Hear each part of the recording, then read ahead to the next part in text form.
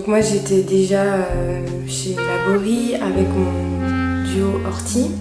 Et donc on a décidé de continuer à travailler ensemble avec Jean-Michel, qui m'a demandé ce que j'avais envie de faire comme nouveau projet avec lui. Et donc j'en ai profité pour appeler des musiciens avec qui j'ai envie de jouer depuis un bon moment.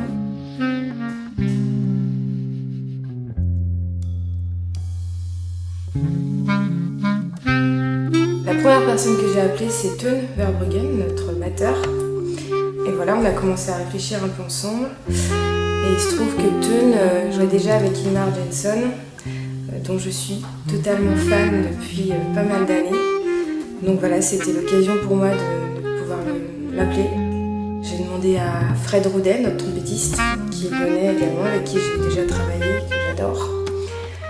Et voilà, on a commencé à 4, il y a 2 ans je crois. Et puis voilà, on a fait quelques concerts et j'ai invité Romain Dugelet, le saxophoniste, à nous rejoindre sur un concert et ça l'a fait grave. Donc voilà, on a décidé de continuer à 5.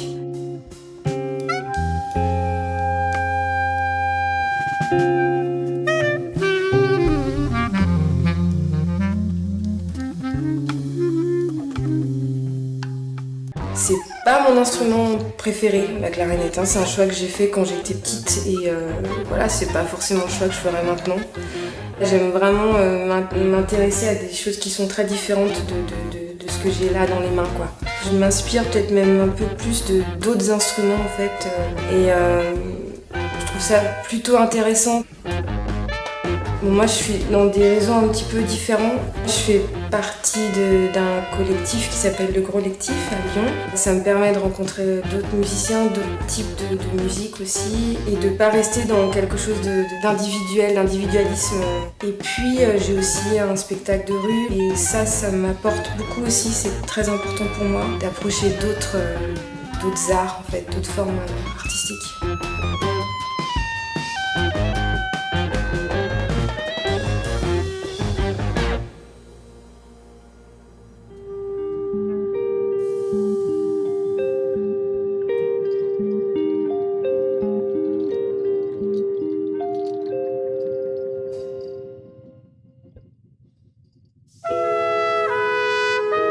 J'ai écrit le répertoire de Mona pour cette équipe-là.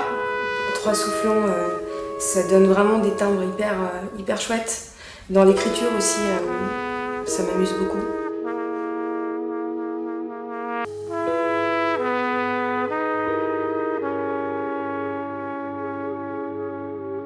J'écris des espèces de suites en fait. Il y a rarement un thème qui revient, qui a été joué avant. Voilà, ça avance et ça s'arrête. La musique est construite comme ça. Le canevas est vraiment... c'est précis, la structure est précise. On sait où on va à chaque fois. Après, effectivement, il y a beaucoup d'impro collective.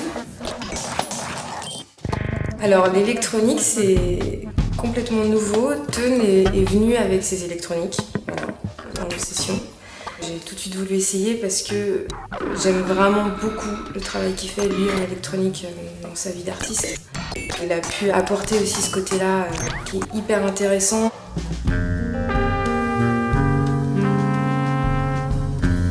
Cet album s'est fait de manière très souple et c'était assez limpide. On a beaucoup rigolé.